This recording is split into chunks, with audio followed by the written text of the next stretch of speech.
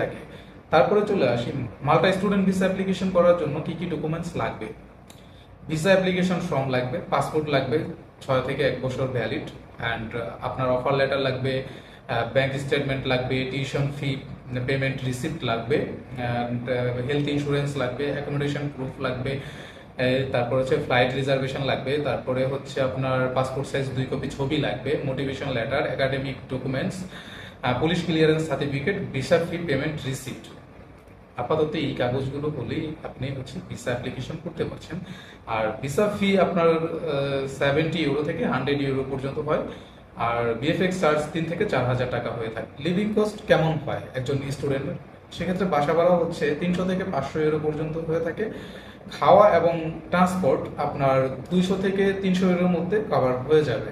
আপনি একটু বুঝে শুনে চললে হয়তো এর থেকে কমের মধ্যে ম্যানেজ করতে পারবেন আপনি। তো দেখা যাচ্ছে যে আপনার মাসে 500 থেকে 700 ইউরোর মধ্যে কভার হয়ে যাবে। আর বছরে দেখা যাচ্ছে যে 6,000 থেকে আপনার 8,500 বা 900 ইউরোর মতো খরচ হবে। তো সব মাসে তো আর আপনি কম পারবেন না, কিছু মাসে দেখা যাচ্ছে যে আপনার কিছু খরচ বেড়ে যাচ্ছে, কিছু খরচ কমে যাচ্ছে।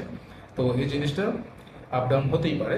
এখন চলে আসি পার্ট টাইম জব নিয়ে, কারণ হচ্ছে পার্ট টাইম জবটা স্টুডেন্টদের খুবই ইম্পর্টেন্ট একটি বিষয়। আমরা সব সময় চিন্তা করি যে আমি যেই কান্ট্রিতে যাচ্ছি বা যেই কান্ট্রিতে যাব সেখানে হচ্ছে আমি পার্ট টাইম জব করে বা আমি জব করে আমার টিউশন ফি দিতে পারবো কিনা বা আমার লিভিং কস্ট আমি ম্যানেজ করতে পারবো কিনা, সবকিছু আমরা এটা নিয়ে সবচেয়ে বেশি টেনশনে থাকি।